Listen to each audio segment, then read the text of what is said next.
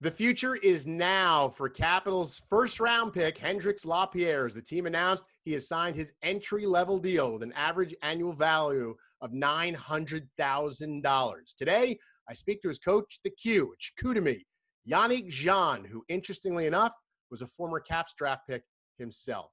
What's up, everyone? Welcome to the Capital Building Podcast with Rob Carlin, part of Blue Wire Podcast. So the Caps got their deal with their top draft pick this year, Hendrix Lapierre, who got off to a really fast start at junior hockey this year with 8 points through his first 4 games. Unfortunately for him, as has been the case throughout much of his career, there's a pause.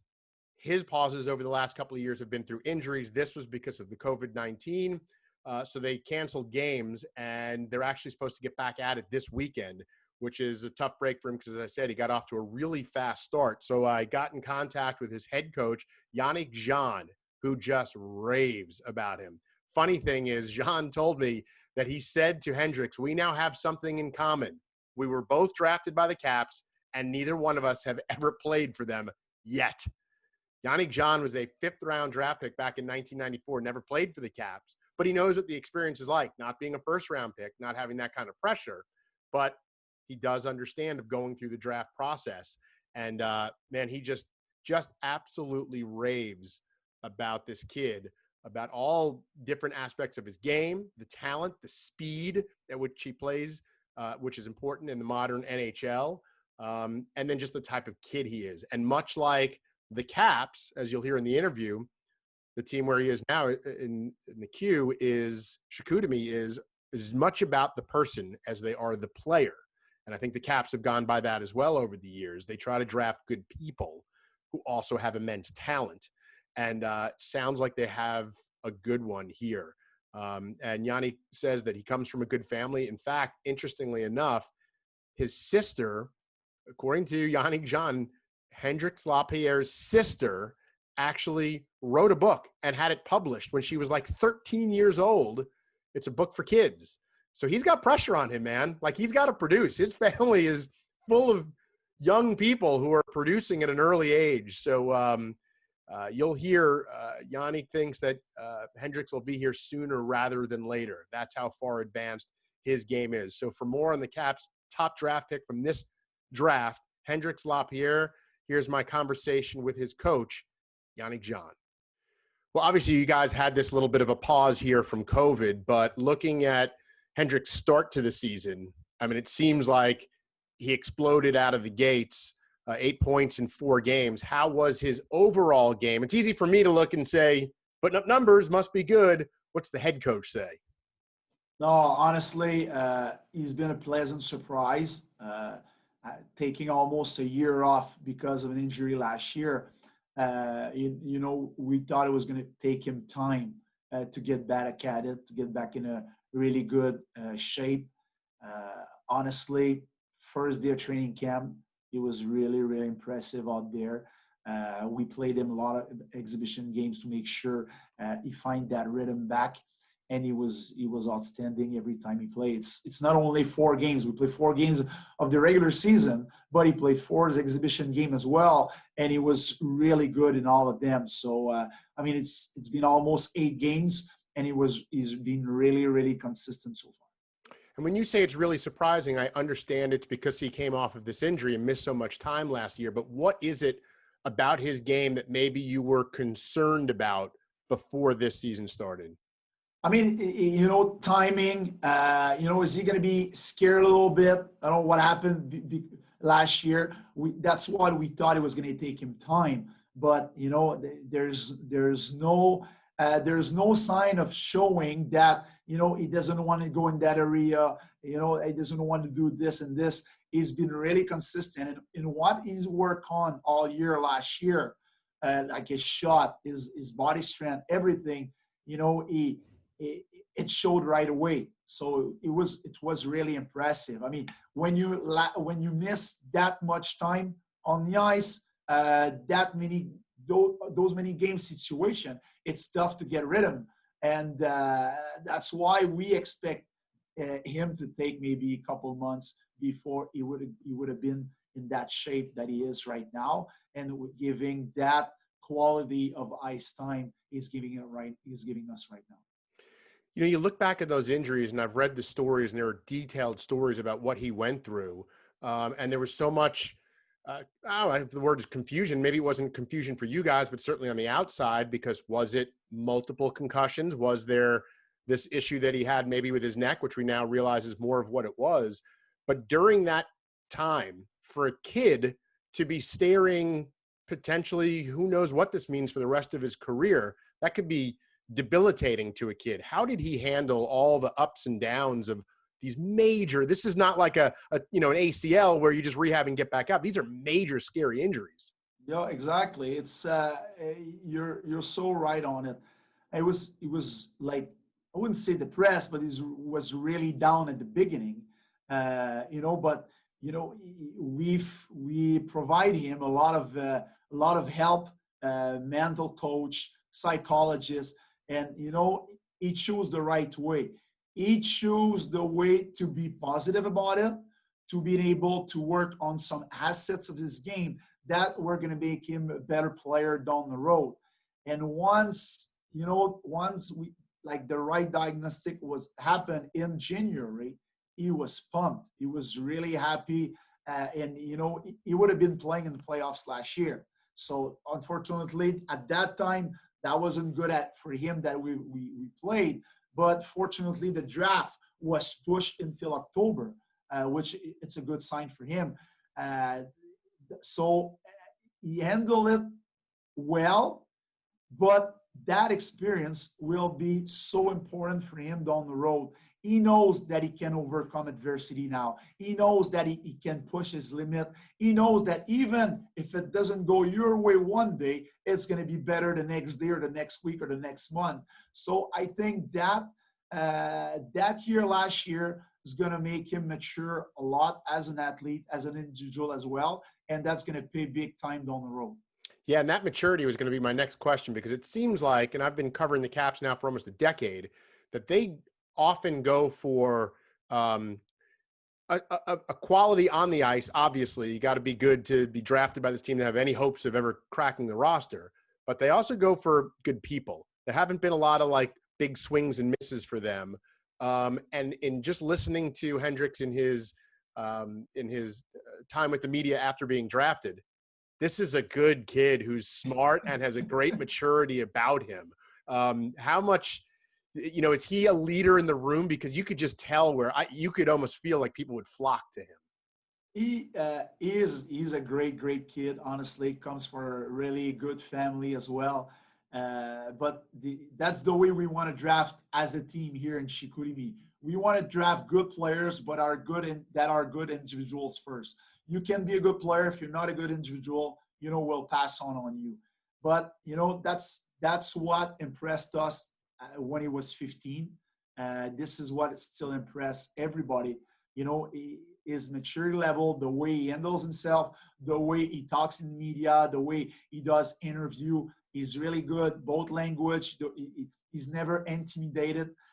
That gives him like a charisma, like that makes people go in there. He's like a magnet, and it's fun as an adult, as a coach, to look at that kind of player and to see him go. Of course, sometimes he's going to make mistakes, but there's no one thing. He's smart. He's not going to repeat them. And, he's really fun to be around. And I know this team made an outstanding pick drafting him, because it's not just hockey. It's everything that it's around him. What kind of player is he on the ice? Because obviously we're going to see a couple of clips here and there, not a lot, and he's going to look great because these are his highlights. But if you had, I always hate asking a coach this, but if you had to compare him to someone in the NHL or someone you've been around over your years, is there someone that his game resembles? I mean, maybe Kuznetsov. He's a really offensive-minded player. He plays with a lot of speed. His ceiling is high. He has the ability to be a top, like a premium player in the NHL, to be an all-star at the NHL level. How much is he gonna bring? Is gonna push his limit? How much is gonna How high he's gonna be as a player, I mean, time will tell. But he has a lot of upside, a lot of his offensive upside. Every time he touches the puck, all five guys on the other teams are on their heels. And this is, makes he's born and he's fit to play the new NHL, play with speed, play, with a fast pace. And he has the ability to maybe one day be an all-star at this level. So that was like 100 feet moving forward. What about the 100 feet moving back for him? Because you got to be a good two-way player to be a top, top six center. He cares. Okay. He's a lot better right now than he was when he arrived at 16, but he didn't play that many games. I'm sure if he would have been playing those last 2 years, he would be at another level defensively right now. Just the fact that he didn't play, that's the lack what he has right now. Not the potential, but the ability to play both ways as good and as efficient. I know that carrying like this, he's gonna improve and be better and better at it. So I'm sure when he's done playing junior at 19, he's gonna be a complete two-way player. I just read a quote from Ross Mahoney, the assistant GM with the Caps, saying that he's looked at, he's watched him play, and he said he's almost too unselfish at times. He said it reminds him of Nicholas Backstrom a little bit, which is a great comparison if you want to be compared to an NHL star. But I always kind of look at it as you can teach a player to be more selfish. It's harder to teach them to be, more unselfish. So is that a thing where you look at him and you go, in time, when maybe he trusts a shot, he just likes to set other people up. Is that a skill that do you agree with Ross? And B, is that something that can be worked into his game? Oh, I agree big time with Ross. And I had the same conversation with Martin Pouliot, who's a pro scout with Washington as well. He wouldn't shoot. Last 2 years, he wouldn't shoot. He did not trust his shot, but his shot is something that he worked so hard last year during that almost that full year off, that he came at training camp this year with the mindset of saying, I'm going to put pucks on net. And his shot improved dramatically. He was only putting players on their heels with his speed before, with his ability to pass the puck, but a lot of times they would give him gap because they knew he wouldn't shoot. But right now, he brings puck to the net. I think he's got more goals this year than he had in the entire year last year. So, it's something that he had to his game. That's going to make him a more complete player. But you're right, he's not selfish at all. He wants his teammates to shine, and he's a great team guy. Is that typical of a young kid, that maybe there are some kids that are just born as snipers and that have that goal scoring mentality? But is that something you've seen where kids can kind of trust their shot as they get a little older, they grow into their bodies and kind of understand their games? Maybe. Plus, when he played minor hockey, it was so easy for him to control the puck possession that you want to make sure he's such a great kid that you want to make sure just to be unselfish, that everybody would shy as well. So, it's something maybe he had in the back of his mind all growing up. That's something we had to change. But like I said earlier, he's smart and he wants to do good. So he's always open to things that make sense in order to improve. What does he add to your team, special teams wise, and what's sort of the pros and cons of what he does? Power play, and does he play penalty kill at all? He plays power play for sure. Yeah, obviously. More of what is his strength there. Yeah, he set up the play. Him and Dawson Mercer, who was also a first round pick with New Jersey, are playing each on one side on that power play on their strong side. They don't play on their one-timer. They play on their strong side. There's many pucks that goes across having that kind of hockey sense and that easily reading a game. So it's something that he was born. He arrived at 16. He was playing first PP already, and but he didn't play a lot of PKs over in the previous 2 years. This year he plays more and more on the PKs. It's something that we don't want him to focus on. We want him to play it so he gets better. He gets better in the defensive part of the game, but we want to make sure he keeps his upside and he contributes offensively. You look at where he is with the Caps. I mean, they've got Backstrom, they've got Kuzi. Connor McMichael was drafted last year, who just blew up the OHL, and everyone already here is like, when's he going to make it? When's he going to make it? Hendrix has this, he's got time. Like, they're not going to rush him, but how quick do you think, taking out Backstrom, taking out Kuzi, how far away is he from NHL ready, physically, mentally, the whole thing, if you had to say? I mean, he's close. Honestly, I say maybe another year. Of course, he needs to play games. He will play junior at 19. Probably, if he would miss those year and plus game, if he would play only 60 games, if he play 120 games last 2 years, I would say next year be ready, an NHL ready. I think right now at 20 years old, he's going to be NHL ready. If he keeps growing up physically like he did over the last summer, if he keeps improving like this, putting those hours that he's putting right now in the gym, I'm sure that when he's done junior, he's going to be able to play at this level. Connor, when he got to DC and spent a training camp with the Caps, I think everyone says, including Dale Hunter's coach in London, says he came back a different person. He saw what it takes to win, what the sacrifice, the hard work, the working out, being in the gym that you already said Hendrix does. Obviously, Hendrix hasn't had that luxury yet of being in a camp, but even just from being drafted, from sort of checking that box that for, I would imagine, a while he got concerned about, and as his name, he waited and waited in that first round. Have you noticed any change from this year, just sort of mentally, where he's thinking, okay, let's go now. It's time. Like this is my profession now.